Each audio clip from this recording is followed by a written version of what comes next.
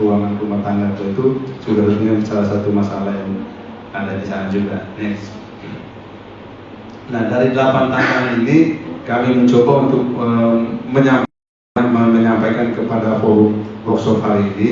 Juga selain kepada forum workshop, kami juga sudah melakukan audiensi di setiap kabupaten kota minus di Kota Kupang itu dengan bertemu dengan bupati dan wakil bupatinya, dan kami menyampaikan bahwa ini ada tantangan-tantangan bersama yang ingin kita hadapi, kita atasi di wilayah masing-masing, dan kita minta untuk berkolaborasi di tingkat aksi, di tingkat lapangan. Sehingga katakan kemarin dari Kabupaten Belu itu sudah komitmennya sudah sampai pada hal yang sangat praktis. Itu kita sampai dengan membuat depot pertanian di bantaran kali, dan itu ada pembagian resources di sana. Firma bisa membackup dari aspek misalnya fasilitas airnya, karena air sudah tersedia, mungkin pompa air dan peralatan irigasinya. Pemda Belu akan mencoba untuk membajak sawahnya, lahannya, lalu dengan sedia bibit, lalu firma di pendampingan dengan petani mengajarkan mereka tentang bertani cerdas dan sebagainya. Itu model-model praktis yang memang kita ingin sampaikan, bahwa kita tidak mau menyampaikan yang sangat-sangat tinggi di atas, tetapi kita mau ada kolaborasi praktis yang bisa dibuat di tingkat akar rumput.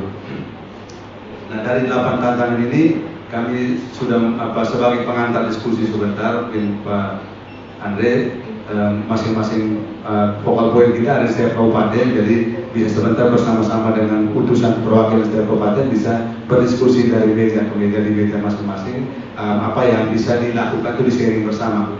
Meskipun saya tahu bahwa dalam prosedur mekanisme untuk itu sebuah kegiatan sampai kepada hasil apa itu melalui mekanisme penganggaran dan mungkin harus sesuai cocokan, tapi bahwa ini bisa dicocok-cocokkan output yang kita lihat di matriks kita nanti. Kalau ada pikiran Cirma bahwa jika ada output yang cocok dengan output yang ditargetkan bisa di dinas pertanian, ya kita bisa selaraskan di sana, kita bisa berbagi resources di sana, ya seperti itu.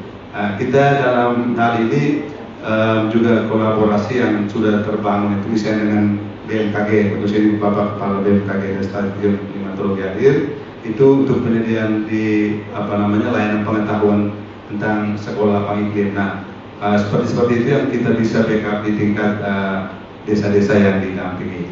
Itu salah satu contoh saja. Next. Iya. Dari setiap tantangan ini, tantangan pertama di sini ketersediaan ada 8 matriks yang berupaya untuk mengatasi tantangan-tantangan di atas, dengan indikator atau output yang kami coba sudah rancang. Jika ada output yang selaras, maka itu kita bisa berbagi sumber daya di sana. Itu saja. Dan tentang ketersediaan air untuk akses air untuk bertani di sini memang ada dalam perjumpaan kita kemarin di 30 desa sudah terdata ada 6 titik lokasi air, instalasi atau fasilitas air bertani yang sudah ada tetapi belum optimal berfungsi. Misalnya ada embung yang memang ditinggalkan bertahun-tahun karena memang tidak ada fasilitas pompa air, tidak ada pipa pemipaan, tidak ada tandon, tidak ada fiber dan sebagainya. Itu kita buka di desa lokasi. Nah, mungkin hal-hal seperti ini sangat praktis bisa kita berbagi bersama di sana. Jadi Cirma bisa bersama-sama dengan mitra di mana yang bisa, misalnya di sini ada BMKG, PBB, Balai Wilayah Sungai, BPDAS, PUPR atau lembaga yang lain, kita bisa berbagi peran untuk mengatasi tantangan yang ini. Tantangan berikut, next. Ya, tantangan kedua tentang alat dan mesin pertanian, kita coba untuk beberapa memetakan ini ada output yang juga misalnya kita ada selaras di sana, kita tinggal menyampaikan berbagi peran dan sumber daya sana. Sama hal ini sama untuk dari tantangan kedua sampai yang pertama. Next one, lari-lari. Terus sama. Oh ya, ini ya pupuk kembali dulu deh. Kalau yang ini juga Cirma sementara dari bulan minggu awal bulan kemarin sudah juga mempersiapkan kapasitas bibit untuk petugas kita dan beberapa pengurus kelompok tani untuk memproduksi sendiri ekoenzim dan juga turunan dari ekoenzim untuk pupuk kompos ekoenzim maupun POC ekoenzim. Target kita itu adalah bahwa untuk mengurangi ketergantungan pupuk-pupuk kimia dan juga untuk menetralisir atau dampak dari penggunaan pupuk kimia. Kita ingin ada depot-depot yang memang secara full berbasis pada pertanian ekologis, jadi eco farming di sini dengan menggunakan pupuk-pupuk yang berbasis organik. Next. Iya, dalam pertanian, pengetahuan praktis tentang pertanian cerdas, mitra utama kita untuk bagian iklim adalah BMKG, dan kita sudah agreement dengan BMKG pada Januari kemarin untuk kerja-kerja pelatihan dan peningkatan kapasitas petani atau kelompok tani tentang sekolah lapang iklim, tentang kecerdasan iklim. Next slide. Iya. Ini yang akan jadi model di sini adalah kelompok tani. Kita juga akan saya sepakat ada usulan dari Pak Obi dari pagi. Memang kami juga merencanakan untuk membuat modeling. Jadi ada 6 desa, ada 6 kelompok tani yang akan dijadikan model yang bisa jadi itu yang disupport secara penuh. Ketika bisa ditunjukkan bahwa di kelompok tani ini bisa dia menjadi model untuk akses center daripada petani-petani di sana. Yes. Ya. Jadi pendampingan berkelanjutan. Saya kira ini sama seperti kita ada masukan dari Partai Kepastian tadi malam. Kita harus membangun kolaborasi dengan universitas untuk memanfaatkan sumber daya yang tersedia di sana. Next. Ya. Jadi mengapa kolaborasi ini diperlukan? Karena memang petani kecil tantangan secara umum petani kecil memang mereka ketiadaan aset dan akses secara struktural untuk bisa memajukan kehidupan petani mereka. Dan ini tantangan-tantangan ini yang hanya bisa diatasi kalau kita bisa secara terfokus berkolaborasi untuk memajukan pertanian mereka. Next. Iya. Next lagi. Iya. Ini adalah cita-cita ya, ini mimpi daripada Cirma. Ingin menjadikan model kelompok tani nanti bisa bertransformasi menjadi pusat akses layanan komunitas petani kecil, di mana petani bisa memperoleh akses layanan air petani dan asuransi secara kolektif. Ada sekolah lapang iklim di sana, ada juga climate insurance atau asuransi iklim untuk menjamin kerugian petani mereka misalnya karena kerusakan karena bencana-bencana berkaitan iklim. Ada home farming dan depot pertanian berbasis ekologi, bank benih, bibit, ada bank ekoenzim, pestisida organik, ada mentoring dan aksi konservasi tanah air. Di sana pelatihan, mentoring praktik petani cerdas, ada praktik usaha bersama petani dan kapasitas tata kelola petani dan akses platform ke platform digital dan komunitas. Nah, poin-poin ini yang selama 3 tahun ke depan itu kami akan bersama-sama dan dukungan dari berbagai pihak. Dari pemerintah juga ada private sektor, ada juga dari NGO dan orang-orang baik yang itu berada di diaspora di NTT maupun di luar NTT yang sudah terkontak juga untuk bisa bersama-sama membackup bisa terciptanya transformasi kelompok tani ini. Next. Iya. Terus yang kita sudah lakukan sebagai sejak Januari sampai dengan itu, dan kita mengunjungi dan melakukan semacam itu tinggal bersatu di sebelah ini, di mana teman-teman focal point itu berada di desa untuk selama berminggu-minggu tinggal di rumah petani untuk mendalami apa yang menjadi masalah dari petani di sana dan diangkat ke permukaan. Next. Iya, ada apa focal point. Lanjut. Ya, jadi kami hadir di sini untuk mengajak Bapak Ibu sekalian, terutama dari pemerintah provinsi dan kabupaten, bahwa tantangan diabetes petani kecil bukan persoalan yang bisa diselesaikan sendiri oleh Cirma. Ya, meskipun kita di backup dengan dana yang banyak sekalipun dari lembaga donor pun kita tidak mungkin bekerja sendiri. Kita membutuhkan dukungan pemerintah, lembaga-lembaga NGO yang lain, akademisi, sektor swasta yang memiliki peran untuk bisa memajukan ini. Dan saya kira dengan pertemuan hari ini kita mengucapkan terima kasih pada Sekber Ayam Bangun NTT yang sudah memfasilitasi agar kita bisa sama-sama berkolaborasi. Saya kira ini yang bisa disampaikan Pak Andre, dan dari matriks dasar diskusi kita saja mungkin dari matriks yang praktis tadi bisa dipandu di secara kelompok untuk bisa kira-kira apa yang potensi-potensi apa sudah bisa di listing, meskipun nanti kita akan memfollow dengan kami akan kembali bertemu dengan bupati dan wakil bupati setiap kabupaten dan kota untuk memfollow pertemuan hari ini, dan mungkin listingan dari teman-teman yang menjadi utusan dari kabupaten kota itu bisa kita akan terus bisa berproses selanjutnya di kabupaten masing-masing. Saya kira itu Pak Administrator. Baik, terima kasih Pak Direktur. Apakah kita langsung ke sesi diskusi dengan Pak Mario atau ke sesi pertanyaan? Ada yang memiliki pesan komunitas? Mau kita buka apa ya?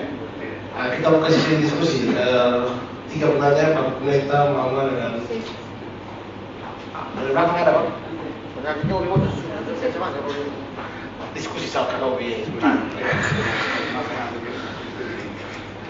Baik, terima kasih. Shalom, selamat siang. Ada 3 hal. Pertama, kami berharap kami sudah berlatih semua yang dari pagi sampai sekarang sebagai bentuk pertanggungjawaban kami ketika kami kembali ke Sinode mewakili Bapak Ketua supaya ini yang kami ikuti sepanjang hari ini. Yang kedua, dari pemaparan kira-kira ketika kami dan keuskupan diundang posisi kami di mana? Ya, pasti. Ya, itu yang paling tidak kami tahu. Supaya hal ini menjadi tanggung jawab bersama. Karena ini semuanya misi kemanusiaan yang dilakukan. Bisakah tadi Bapak Direktur bilang, Bapak Kepala Cirma bilang ke Bupati, ke keuskupan dan ke kami juga, supaya ikatan itu terjadi, mungkin PKS atau apapun, karena posisi-posisi desa itu kan ada pendeta, ada paskor. Kita pun tugas mendoakan, tapi juga mendampingi paling tidak. Saya kira begitu Bapak. Terima kasih. Salam, selamat siang. Lanjut Bapak.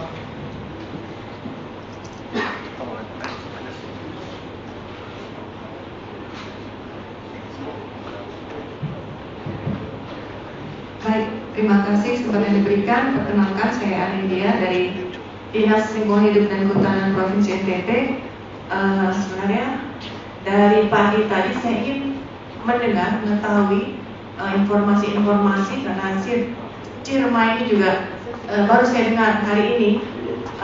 Saya ingin mengetahui informasi apa-apa saja yang sudah dikerjakan oleh Cirma terhadap beberapa kelompok di Pulau Timor ini, selain tadi yang dipaparkan pendataan ya, identifikasi, inventarisasi kelompok-kelompok itu, apa-apa saja yang sudah dilakukan. Kalau saya sekilas saya melihat gambar-gambar tadi ada seperti pembuatan sumur bor, kemudian ada pembuatan MCK umum dan sebagainya seperti itu. Apakah ada yang lain untuk peningkatan kesejahteraan selain hal-hal seperti itu? Sebenarnya saya ingin lihat tadi seperti itu. Kedua, yang ingin saya tanyakan, kelompok-kelompok sasaran dampingan ini sudah ditetapkan belum? Nah, karena begini, kalau tadi informasi ada kurang lebih 570 kelompok sudah terdata ya, dan sebagian sudah terregistrasi di Kementerian Pertanian kalau tidak salah ya. Izin informasi saja, kalau kami di dalam kawasan hutan itu kami sudah mendata kurang lebih 600 kelompok tani hutan dan 300 diantaranya sudah terregistrasi di kami di Dinas Kehutanan. Inilah kadang-kadang suka terjadi tumpang tindih ya. Kita tidak tahu apakah kelompok itu jangan sampai overlapping dengan kelompok yang binaan kami. Nah, mungkin kita harus menetapkan sasaran di sini. Kalau Bapak mungkin dalam pada kesempatan ini bisa menginformasikan kelompok-kelompok tersebut, mungkin kami bisa sinkronkan apakah kelompok ini adalah binaan kami juga. Karena kalau kelompok yang sudah terregistrasi di kami itu otomatis kami sudah melakukan pendampingan selama ini. Mungkin ada beberapa hal yang sudah dilakukan terhadap kelompok-kelompok tersebut. Dan mungkin ada satu program dari pemerintah pusat, itu namanya program perhutanan sosial. Karena kita tahu kalau kawasan hutan ini banyak desa di dalam kawasan hutan dan mayoritas masyarakatnya itu terkategori miskin. Jadi kemiskinan itu kebanyakan di dalam kawasan hutan. Dan program yang dicanangkan oleh pemerintah pusat yaitu namanya program perhutanan sosial. Bapak-bapak pernah dengar, itu memberikan akses kepada kelompok tani hutan untuk memanfaatkan mengelola kawasan hutan selama 35 tahun. Jadi hutan tidak harga mati, tidak boleh dimanfaatkan, tetapi bisa dimanfaatkan untuk dikelola dengan catatan tidak merubah fungsi pokok dari hutan tersebut. Jadi bisa masyarakat mengambil hasil hutan kayu, kemudian memanfaatkan sela-sela di antara tanaman-tanaman pokok dan dilakukan pendampingan, karena namanya kalau sudah diberikan SK oleh pemerintah pusat, otomatis pasti akan ada pendampingan, termasuk dari kami juga. Mungkin bisa diinformasikan dalam hal ini ya. Kemudian terkait dengan kata kolaborasi, saya izin Pak, mohon maaf kalau saya salah. Saya sering ikut forum-forum workshop, lokakarya dan sebagainya, banyak yang menyatakan kolaborasi. Ayo kita bikin kolaborasi, kemudian rencana aksi dilanjutkan dengan rencana aksi.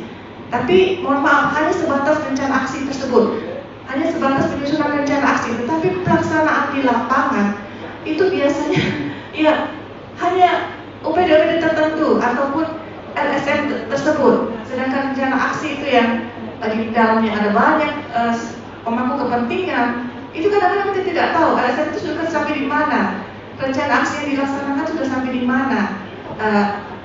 Ini contoh saja dari kami di Dinas Lingkungan Hidup dan Kehutanan. Kami ada namanya Pokja Perhutanan Sosial, lintas stakeholder. Nah, harapan kami dengan adanya Pokja tersebut, OPD-OPD yang ada di dalamnya itu bisa menyatukan program dan juga anggaran untuk kita sama-sama, ayo kita mesejahterakan masyarakat miskin yang tergabung dalam kelompok-kelompok perhutanan sosial itu bisa lebih sejahtera dengan membimbing, membantu mereka. Tetapi bukan dalam bantuan yang dalam bentuk proyek, jadi proyek habis ya selesai mereka kembali ke asal. Tetapi kita bantu sampai mereka bisa mengolah produk hasil hutan bukan kayu sampai mereka bisa mandiri. Ya, mungkin dari saya itu saja, terima kasih. Baik, saya pikir cukup cukup ada dulu. Yang pertama dari pemerintah kurang lebih minta materi untuk laporan dari PARE. Yang kedua menyangkut kata kolaborasi dan materi apa peran-peran dari teman-teman lembaga keagamaan. Soalnya yang maksud tadi itu kalau saya tangkap itu bersama dengan yang diminta ibu dari Dinas Lingkungan Hidup, kalau bisa ada matriks peran. Yang ketiga tadi menjadi ibu yang ada kolaborasi tadi, saya pikir kalau kesempatan kalau bisa jelaskan. Ada materi.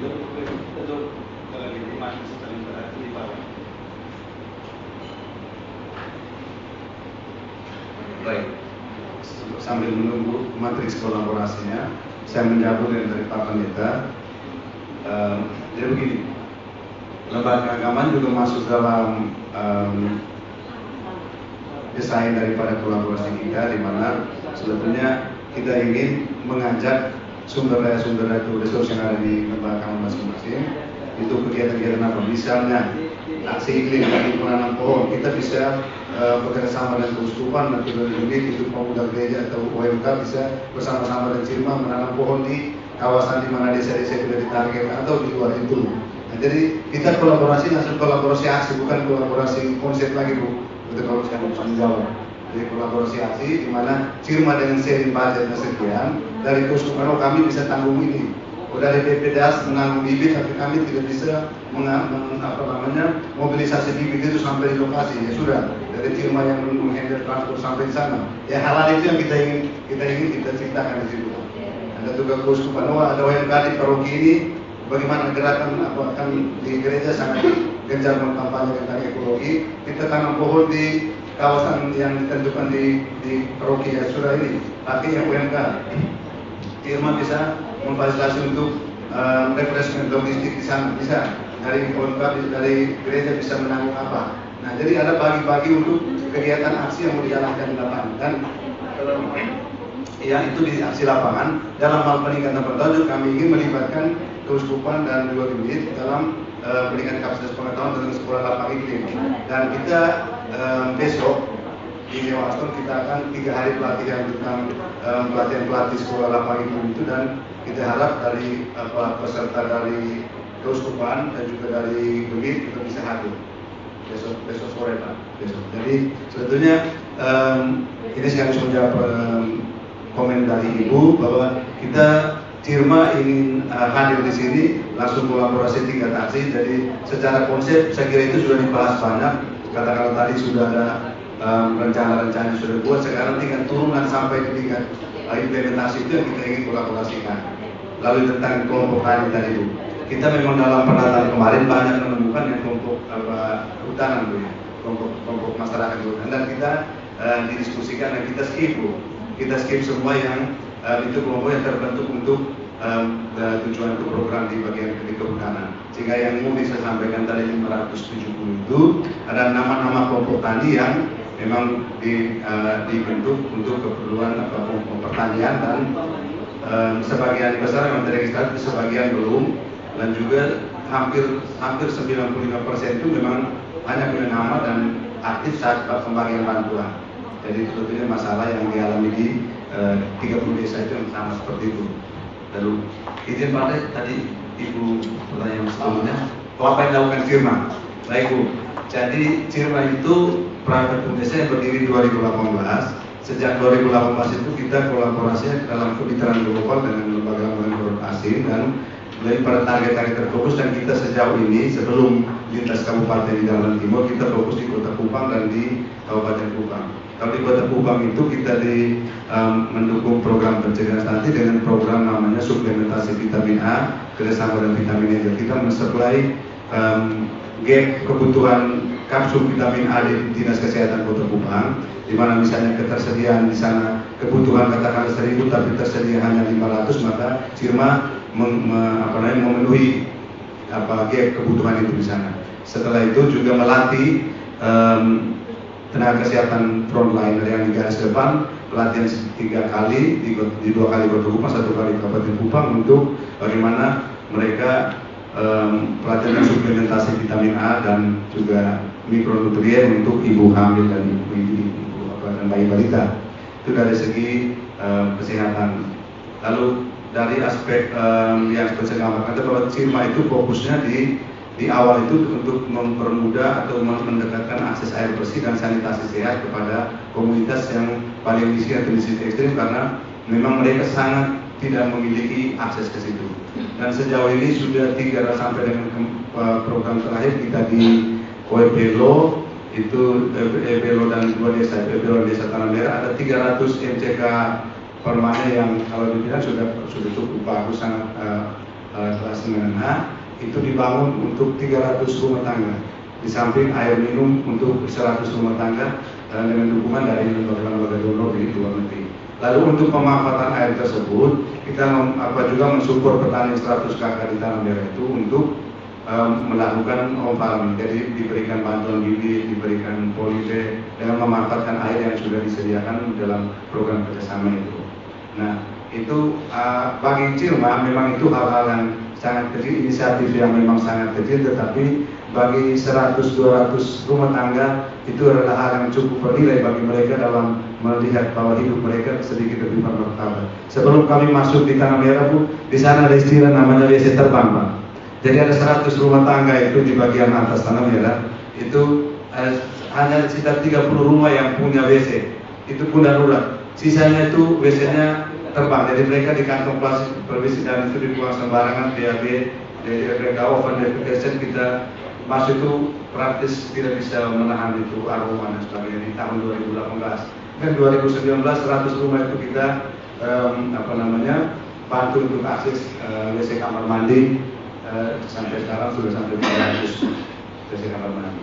Terus Pak, terus lagi ya. Jadi ini ada dari tantangan-tantangan yang tadi di atas itu, kita sudah mendesain bahwa dan percaya bahwa kolaborasi ini bisa kita capai dengan langsung kepada kolaborasi aksi. Jadi saya sampaikan bahwa kita tidak lagi kolaborasi konsep, tapi konsep-konsep yang ada di Cirma tentu selaras dengan konsep-konsep pembangunan yang ada di pemerintah. Karena kita tidak mungkin membangun di luar. Terus kita memajukan petani kecil, pemerintah juga memajukan petani kecil tanpa melihat dinas teknis terkait. Jadi yang pertama sini di Baperinda kita awalnya memang mungkin menjawab pertanyaan dari Pak Obi tadi pagi juga. Cirma secara legal di Kota NTT kita sudah lapor diri di Kesbangpol, lalu di Sekber Ayo Bangun NTT juga kita sudah memasukkan dokumen yang dicatat resmi sebagai mitra pemerintah provinsi, dan kita berharap bahwa di 6 kabupaten kota pun kita sementara mengurus berproses untuk bisa menjadi mitra tetap pembangunan di tiap kabupaten di sana. Meskipun pertemuan awal dan para bupati sudah kita lakukan. Ada BMKG di sini, inisiatif kita sudah lakukan, komitmen dan agreement kita sudah buat, BPDAS juga sudah, Sekretariat juga sudah. Lalu Pemkab TTU kemarin melalui dinas pertanian kita sudah sampai pelatihan intensif. Tersisa di sini, maaf, di bawah sini ada lembaga agama, tapi dia di bawah. Ada beberapa stakeholder lagi di sini yang kita coba petakan, dan kita ingin bahwa dari forum ini kita bisa berbagi aksi bersama, sumber daya bersama, dan bisa kita sama-sama kolaborasi langsung aksi di tingkat akar rumput dan tingkat desa. Saya kira pertanyaan itu ya sementara itu. Baik, saya pikir cukup untuk pertanyaan selanjutnya, karena menyangkut kolaborasi ini nanti Pak Mario akan fasilitasi untuk teman-teman dari Pemda, Pemprov, dan BPMK mungkin bisa lihat bab 5 di 1/2 atau sekarang bab 3 di 1/2 RPJMD-nya. Kita sesuaikan indikator dengan target yang mungkin badan-badan yang lain mungkin range atau range-nya teman-teman. Saya pikir begitu saja Pak ya, supaya kita menghemat waktu. Habis ini kita langsung ke Pak Mario untuk membedah untuk melakukan sinkronisasi program CIRMA dengan Pemda. Terima kasih Bapak atas waktu kesempatan. Kita berikan tepuk tangan buat Bapak Direktur. Terima kasih. Kami sampaikan kepada Direktur CIRMA Bapak John Maulana SO yang telah menyampaikan materi pada sesi 2 ini. Hadirin yang kami hormati, mari kita memberikan aplaus pada Bapak John Maulana, Bapak Dr. Andre Yohanes. Acara selanjutnya sesi diskusi yang akan dipandu oleh Bapak Soleman Mario SEMM. Pada Bapak Soleman Mario dipersilakan.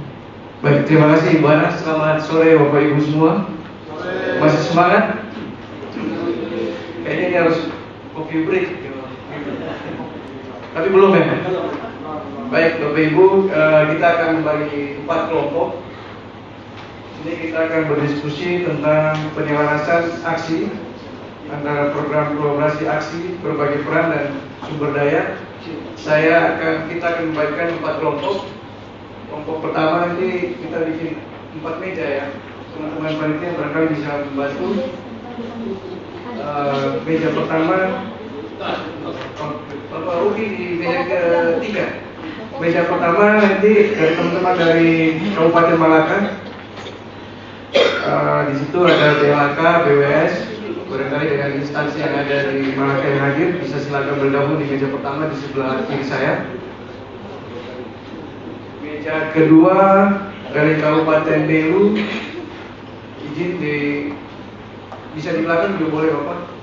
Di belakang itu ada teman-teman dari Pemda Provinsi, Bapelida Provinsi, Ibu Tere masih ada? Masih tidak. Sama Ibu Tere. Nanti meja ketiga teman-teman dari Kabupaten TTU. Di situ ada BPDAS, Bapak Obi dari Bapelida, dan teman-teman yang dari TTU ada dinas pertanian atau dinas-dinas yang hadir. Yang keempat Kabupaten TTS. Di sini kita ada kelompok, dalam kelompoknya ada teman-teman dari dinas pertanian TTS, ada BMKG, terus Kupang sama Bapak dari Sinole, Bapak Pendeta di meja keempat. Mau gabung di situ atau kita bisa bikin kelompok, nanti waktu kita diskusi kita sepakat mau berapa menit, 10 atau 15? Ibu Kabit, kita sepakat dulu 10 menit kita diskusi. Setelah itu kita presentasi masing-masing kelompok untuk mempresentasikan hasil diskusinya. Topik yang ini itu seperti yang tadi disampaikan tentang penyelesaian aksi program, kolaborasi aksi berbagai peran dan sumber daya. Ada 2 topik yang itu. Nanti kita bagi 2 kelompok, setiap kelompok kita diskusi yang sama, hal yang sama. Masing-masing barangkali punya masukan untuk topik yang kami sampaikan itu. Barangkali demikian, teman-teman panitia bisa membantu untuk memfasilitasi kelompok.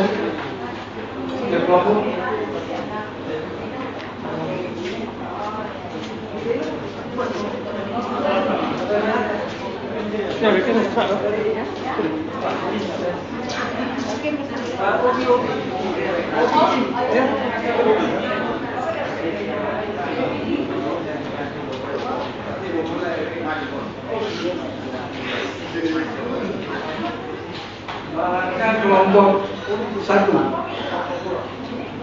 Ada DLHK, BWS dan teman-teman pokoknya yang dari Malaka, tim dari Malaka kelompok 1. Tim kedua dari Kabupaten Belu. Ada teman-teman dari BNP. Kelompok 3 Bapak dari BPDAS, Bapak Obi dan teman-teman yang dari TTU. TTU dari ini dari sini. Yang keempat Bapak Pendeta dan teman-teman.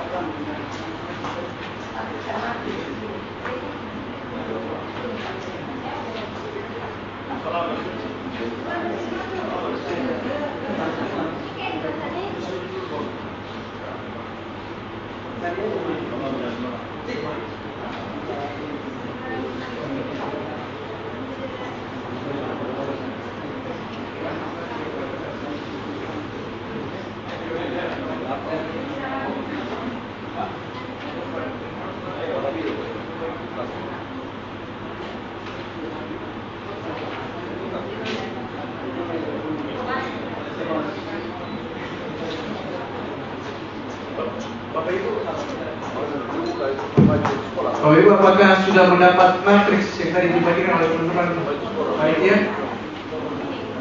Oke.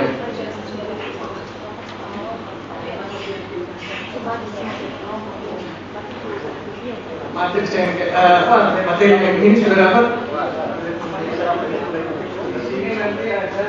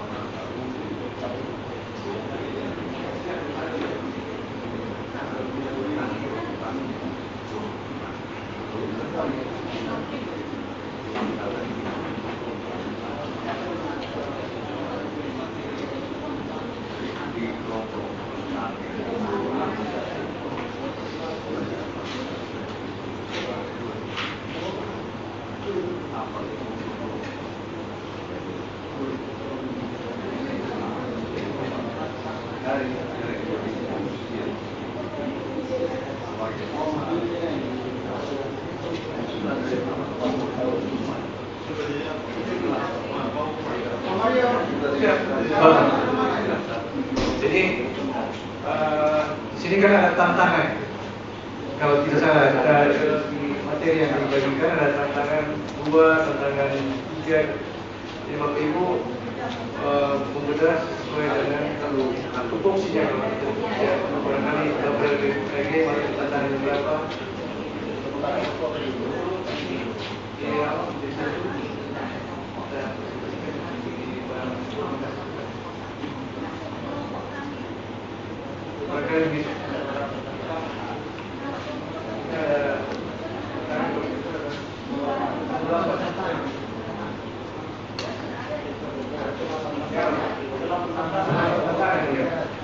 nanti kita melihat masing-masing barangkali dan kita punya perannya di mana. Jadi kita lihat perannya di bagian tantangan di mana, kayak ada asutan atau kesalahan dan lain-lain. Nanti dipilih teman, pilih yang akan mempresentasikan depan. Masih ada ketua kelompok, ada jubirnya. Pilih jubir. Jubir satu kelompok harus 1 orang. Barangkali demikian. Iya, tantangannya sudah ketemu. Iya, itu tantangan. Kira-kira apa yang ada di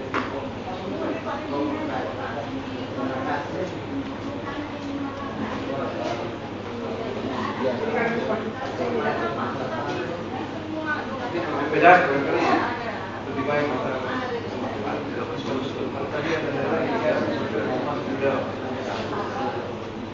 nanti pilih salah satu orang menjadi jubir. Barangkali Bapak ketua yang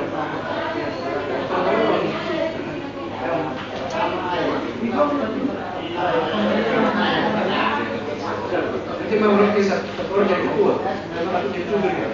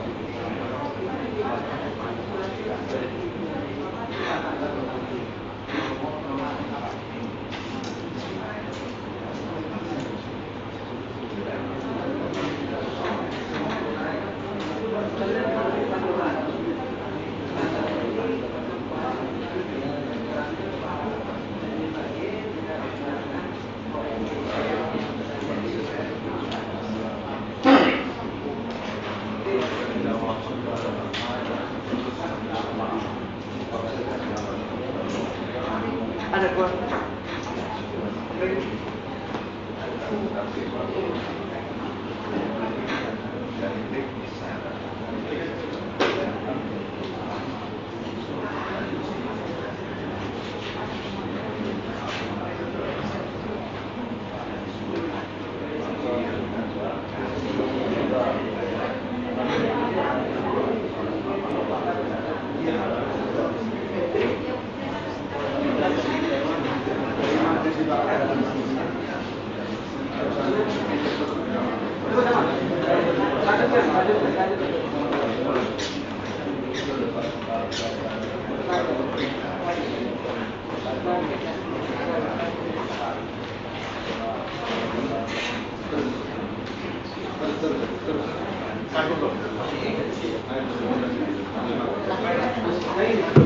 Baik Bapak Ibu, barangkali ini kita bisa lihat di layar ada tantangan-tantangan seperti yang dari Bapak Ibu juga sudah berikan materi yang hard copy-nya. Di sini nanti kita melihat ada 8 tantangan. Bapak Ibu bisa berdiskusi mengenai tantangan yang dihadapi ini sesuai dengan tupoksi yang ada pada Bapak Ibu atau teman-teman sudah pernah melakukan, sehingga kita sharing nanti. Kita memberikan kesempatan masing-masing kelompok untuk mempresentasikan dari 8 tantangan ini, tantangan mana yang paling Bapak Ibu bisa mengatasi atau sudah melakukan.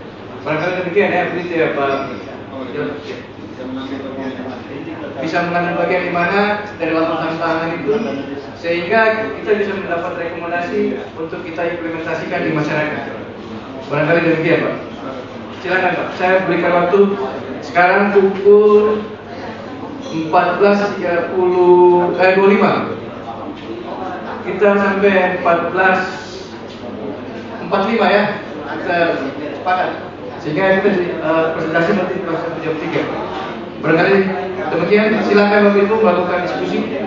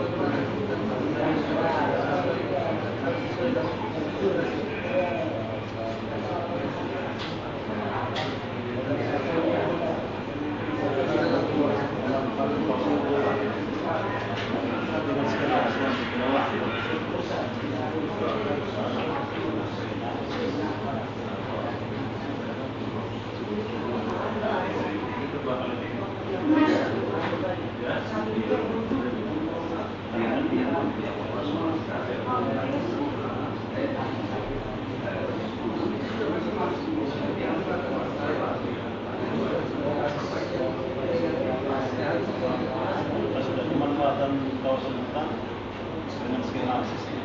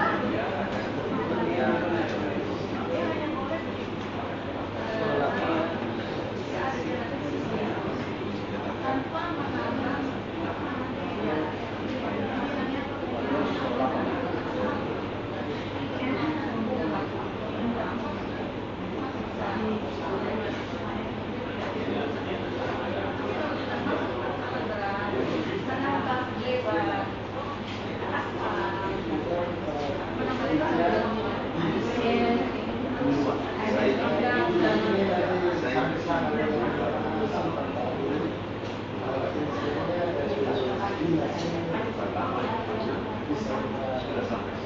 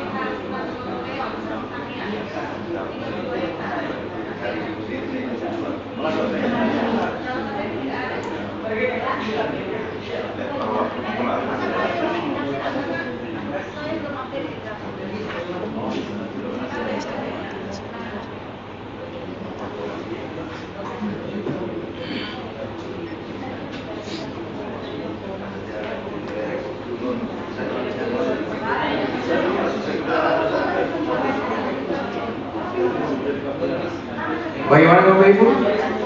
Apakah sudah ada yang selesai berdiskusi?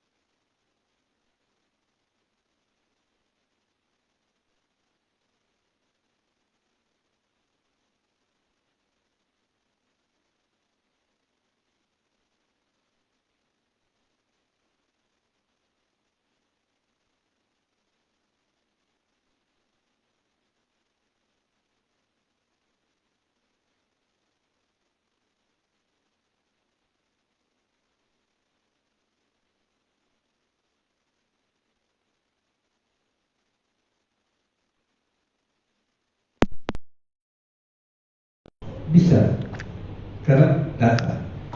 Terus kemudian hasil diskusi kami ya, semua bersifat peningkatan. Apapun itu harus ditingkatkan karena ini kan permasalahan tantangan semua ini kayaknya sama semua. Itu yang kebetulan kebetulan Cima sudah langsung ke lapangan, sudah melakukan yang paling awal saya mulai tekan pendataan paling utama itu bagus. Jadi apa yang sudah dilakukan ini semuanya kita hanya butuh peningkatan, tidak perlu yang lain-lain untuk support dan lain-lain itu dari Pemda, kolaborasi dengan yang lain-lain, semua itu pasti ada berjalan sendirinya dan semua hanya butuh peningkatan. Jadi apapun itu untuk ketersediaan lahan itu yang tadi seperti yang disampaikan oleh Ibu, pemanfaatan kelompok hutan sosial atau jadi itu untuk pemakaian lahan dalam lokasi hutan untuk lahan pertanian kan harus sesuai regulasi ya, kalau tidak kan masalah. Jadi itu yang untuk di ketersediaan lahan. Kalau untuk alat dan mesin pertanian itu hasil diskusi kami paling utama kita identifikasi dulu kebutuhan alat sista, alat pertanian di alat sista untuk petani. Oh, sorry. Jambar itu ada sebesar dan orang.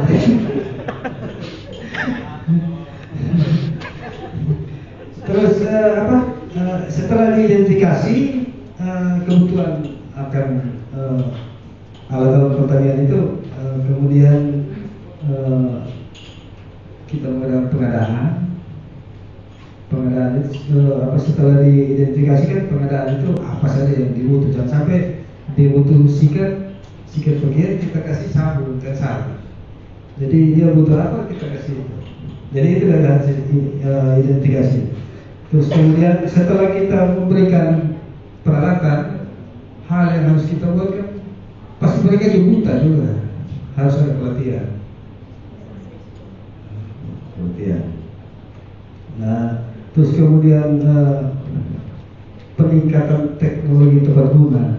Nah, mungkin saja kalau peralatan yang ini diberikan terlalu canggih, mungkin mereka bisa kolaborasi dengan peralatan yang sederhana misalnya. Terus kemudian yang ketiga, keempat ya. Keempat kan ketersediaan bibit Pak. Ya. Jadi untuk ketersediaan bibit, hal pertama yang kita harus buat itu yaitu pemilihan jenis bibit harus sesuai dengan kondisi klimatologi di lokasi itu, sehingga mereka butuh bibit yang beras ini kita kasih yang lain kan pasti tidak jadi. Terus penyediaan jenis bibit juga yang harus yang bersertifikasi, jangan ambil dari tengkulak. Terus kemudian tetap harus ada pendampingan, tidak bisa tidak. Kalau tidak ada pendampingan cerai. Ya sampai ke penting bibit sesuatu. Terus kemudian yang kelima, ketersediaan pupuk. Harus ada peningkatan pemanfaatan dan penggunaan pupuk organik. Nah, untuk pembuatan pupuk organik kan karena mereka belum bisa, harus diadakan pelatihan. Terus kemudian memastikan pupuk subsidi itu peran pemerintah. Pupuk subsidi itu harus sampai ke lokasi yang tepat di tangan petani. Ya, yang tetap juga harus ada pendampingan. Kemudian yang terakhir terkait dengan kebutuhan. Oh iya, pengetahuan praktis bertani cerdas. Ya, itu apa yang sudah dilakukan oleh Cima. Apa yang sudah dilakukan Cima tadi itu ya ditingkatkan sudah bagus. Ada sekolah lapang, ada pelatihan, pendampingan penyuluhan, itu hanya perlu ditingkatkan. Terus kemudian yang ketujuh, diskusi kelompok. Diskusi kelompok katanya tadi hasil dari apa yang ditemukan oleh Cima, katanya kelompok-kelompok ini hanya hidup pada saat mendapat bantuan. Nah itu yang ya jujur aja itu salah satu kelemahan dari pemerintah juga. Saya ngaku saya pemerintah dari kelemahan kita terkait dengan pengawasan.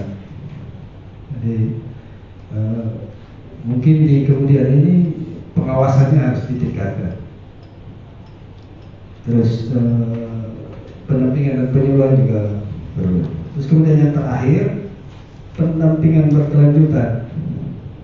Ya itu sama, harus peningkatan pengawasannya juga harus berkelanjutan. Jangan turun awasi 2 hari terus 3 tahun hilang selesai juga. Mungkin itu hasil dari diskusi kelompok 3. Ada kurang dan lebihnya, mohon maaf. Terima kasih. Baik, terima kasih. Kita berikan tepuk tangan buat kelompok 3. Ada beberapa catatan penting dan krusial, terutama pendataan dan pendampingan. Dari poin yang kami terima dari apa yang disampaikan tadi adalah pendataan, pelatihan, dan pendampingan. Ada 3 poin yang perlu teman-teman perhatikan sehingga apa yang menjadi target atau yang menjadi sasaran kerja kita bisa tercapai. Dan satu lagi, berarti ada 4, pengawasan. Pengawasan itu penting sehingga seperti tadi disampaikan oleh Bapak Obi, pupuknya harus sampai ke penerima yang wajib menerima atau berhak menerima. Barangkali demikian, kita lanjut ke kelompok terakhir, kelompok 4, kelompok yang paling banyak anggotanya. Silakan Bapak. Baik, terima kasih atas kesempatan yang kami peroleh. Selamat sore untuk kita semua.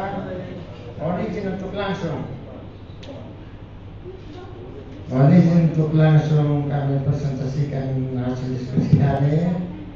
Paling tidak menjawab ini 8 tantangan ini. Pertama tentang air. Kita identifikasi potensi. Kalau air ada, tinggal kendalanya untuk air mengalir ke lokasi, kita kasih pompa air, kita bangun pipanisasi. Lalu kalau air tidak ada, tetapi ada dia masuk dalam cekungan air tanah, kita bangun sumber bor. Lalu kalau dia tidak masuk dalam cekungan air tanah, tidak bisa bangun sumber bor, ada tangkapan air, kita bangun dulu. Itu terkait dengan air. Lalu yang kedua, alat mesin pertanian. Pertama kita identifikasi dulu kebutuhan alsintan apa yang mereka butuhkan. Kalau kita sudah identifikasi, kita tinggal mengakses berbagai sumber anggaran untuk kalau bisa tersedia alsintan di lokasi. Lalu kalau alsintannya sudah ada, kadang alsintan ada tetapi manajemen pengelolaannya yang kurang baik, dikuasai oleh pengurus. Ada kalanya ini kan salah dengan pokir alsintan ini, sehingga karena pengurus kelompok atau kelompoknya dia tim suksesnya ini anggota dewan, begitu sudah kasih alat dia manfaatkan sendiri. Jadi manajemen pengelolaan pemanfaatan alat ini perlu diperbaiki. Lalu yang ketiga tentang lahan. Kalau memang lahannya, kepemilikan lahannya hanya kecil, kita optimalkan pemanfaatan itu lahan, intensifikasi.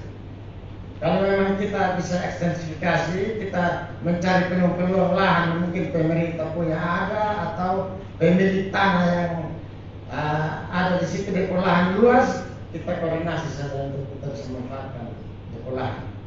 Lalu yang keempat tentang bibit. Ini kalau bibit ini, saya pikir keran dari APBN ini dia buka seluas-luasnya untuk benih. Untuk benih ini kita tidak sulit untuk akses. Tetapi kalau tadi yang saya coba baca, karena ketergantungan bantuan pemerintahnya yang membuat sehingga petani ini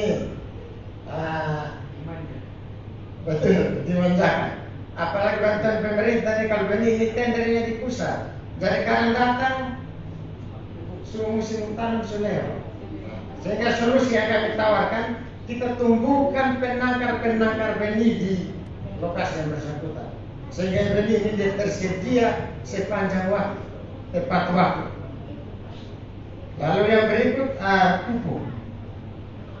Kalau pupuk ini, kebutuhan pupuk ini untuk bertani ini bukan saja pupuk kimia, pupuk organik. Sehingga kita selain kita melatih untuk mereka bisa membuat pupuk organik di kelompok, kita sosialisasikan untuk mereka memanfaatkan.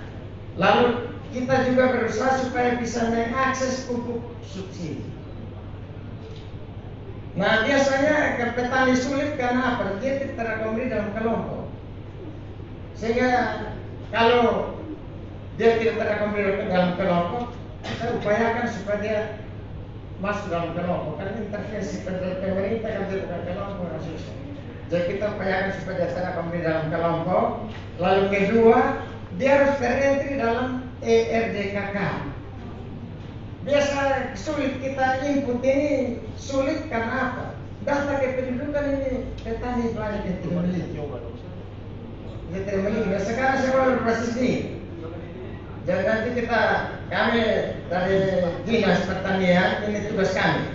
Tugas penyuluh tinggal kita berbuat penyuluh di lokasi yang bersangkutan, mungkin tambah penyuluh atau kinerja dari penyuluh ini kita tingkatkan sehingga mereka betul-betul yang namanya kebutuhan petani mereka perhatikan.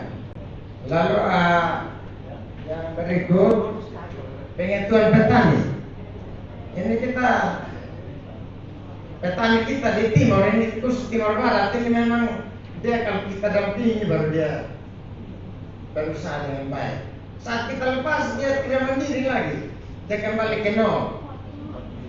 Ini setaranya mungkin 2. Saat kita dampingi dia maju sampai 10, tapi kita lepas dia kembali ke nol. Bukan mungkin 2, saya tapi dia kembali ke nol. Jadi ini nanti solusinya kita tinggal tambah penyuluh. Lalu kita cari pelatihan untuk penyuluh swadaya. Paling tidak ada penyuluh swadaya di situ sehingga dia berperan di situ sepanjang waktu. Dan kalau penyuluh PNS ini sewaktu-waktu dia pensiun sampai pengarah nanti salah penyuluh dari situ. Jadi kita harus ada penyuluh swadaya. Lalu disfungsi kelompok tani. Ini kita penguatan kelompok. Ada beberapa jurus. Mungkin ganti pengurusnya atau kita biasakan pertemuan rutin, lalu usaha produktif yang bermanfaat sehingga sering mereka berkumpul, lalu manajemen kelompoknya kita bisa perbaiki. Lalu pendampingan yang berkelanjutan ini fungsi dan peran penyuluh. Jadi tinggal kita usulkan saja supaya pengembangan penyuluh. Itu saja yang saya sampaikan. Saya kembalikan. Baik, terima kasih. Kita berikan aplaus untuk kelompok terakhir, kelompok 4, dan kita memberikan aplaus buat kita semua yang hadir pada sore hari ini. Jadi Bapak dari kelompok 4 ini memang orang pertanian, jadi secara detail dia menyampaikan.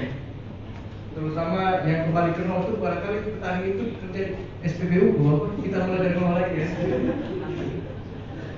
Yang ada satu saran buat teman-teman barangkali bisa, seperti tadi Bapak sampaikan bahwa kita terkendala untuk bantuan-bantuan ada di NIK. Saran saya bagaimana Bapak dari Dinas Pertanian berkolaborasi dengan Dukcapil sehingga para petani yang belum ada di mereka langsung melakukan pendataan di situ. Jadi kita bersurat ke Dukcapil kabupaten atau kota, mereka membuka konter atau boothnya satu, sehingga para petani yang pada saat mau meminta bantuan yang dapat pupuk, subsidi dan lain-lain yang tidak punya NIK, bisa langsung dibantu proses pembuatan ini maupun kakaknya. Ini saran saja, barangkali bisa teman-teman ada yang lebih paham dari situ. Barangkali demikian, Bapak Ibu. Apakah ada yang mau tambahkan, Bapak Dokter atau Bapak yang lain, Bapak Ibu yang lain? Silakan, Bapak. Saya memberikan kesempatan. Terima kasih, selamat sore buat kita semua. Saya setelah mengikuti proses itu tadi, saya mengambil kesimpulan saya bangga dengan kita yang hadir dan tersisa ini. Saya secara pribadi tentu saya menemukan ada hal-hal baru yang terlupakan. Saya selama ini berada di lapangan dan ternyata ada 3-4 poin itu saya kira dalam konteks gagasan itu saya kira luar biasa. Walaupun mungkin yang seharusnya dari sisi kapasitas kita belum pada tempat yang harus mengambil keputusan, tapi menarik tadi. Saya kira kita ini adalah orang-orang yang tersisa, yang terpanggil untuk menyelamatkan 6.000 petani miskin ekstrim. Jadi ada beberapa poin yang diangkat tadi, itu adalah persoalan yang kami hadapi di lapangan.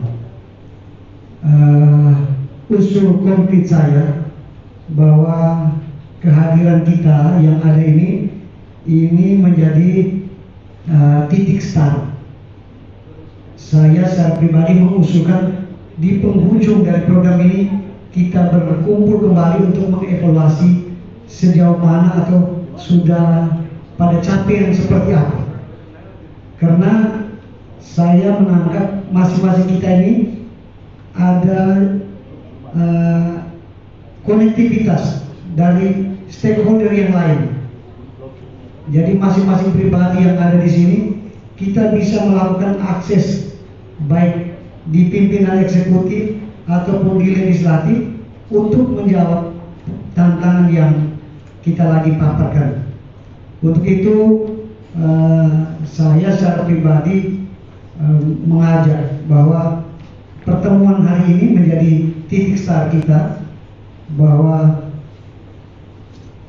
6.000 petani miskin ekstrim ini untuk kita terus bersama Sirma dengan mengevaluasi per 3 bulan, per 6 bulan, bahkan per tahun sejauh mana capaian ini kita hadapi. Secara umum bahwa ada 3 persoalan utama air, bibit ini. Bahwa skema kerjanya kolaboratif saya kira kita sudah sering. Mengapa saya ungkap pada hari ini diskusi yang sama mungkin pernah terjadi di 5 tahun lalu ataupun mungkin 10 tahun lalu, tapi fakta petani tetap sama. Sehingga hari ini satu kata kunci tadi saya bilang melakukan pengawasan yang melekat baik Sirma di garda terdepan maupun kita semua yang hadir di sini. Jadi harapan saya seperti itu, mari kita bareng-bareng untuk bersama dengan jejaringan yang kita miliki masing-masing ini. Kami akan terus berkomunikasi dengan Bapak, Ibu yang ada di sini, tentu dengan komunikasi ke depan. Sekian dan terima kasih. Selamat sore. Baik, terima kasih Bapak dari siapa? Bapak siapa? Bapak Andre.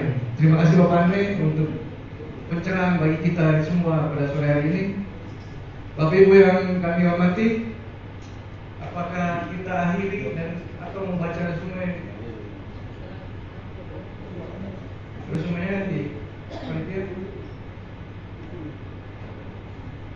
atau nanti hasil yang ini kita nanti kirim ke kabupaten kota untuk yang tadi kita MOU kan, barangkali bisa jadi lampiran ya, lampiran dari MOU hasil diskusi kita supaya teman-teman dari kabupaten 6 kabupaten yang di Dalam Timur, kabupaten kota Dalam Timur bisa mengikuti apa yang telah kita diskusikan. Mereka demikian. Selamat sore bagi kita semua. Mohon maaf apabila selama kegiatan diskusi ada hal yang tidak berkenan. Saya mohon maaf. Sekian dan terima kasih. Saya kembalikan ke panitia.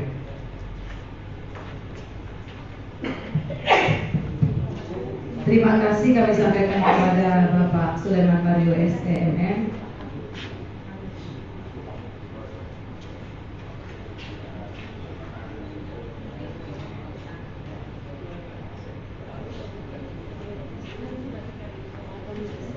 Terima kasih kami sampaikan kepada Bapak Sulaiman Mario SEMM yang telah memandu diskusi kita siang ini. Hadirin yang kami hormati, mari kita memberikan aplaus untuk Bapak Sulaiman Mario.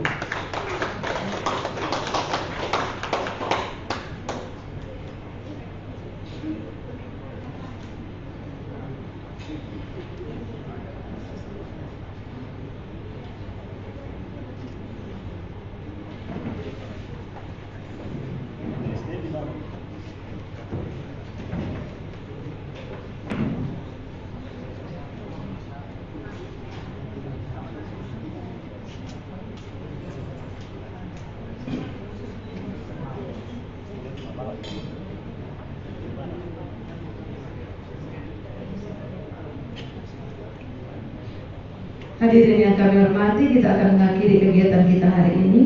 Untuk itu kami mengundang dengan hormat Direktur Cirma, Bapak John Mangolajar Esos, Bapak Sulaiman Mario SEMM untuk mengambil tempat di depan, dipersilakan.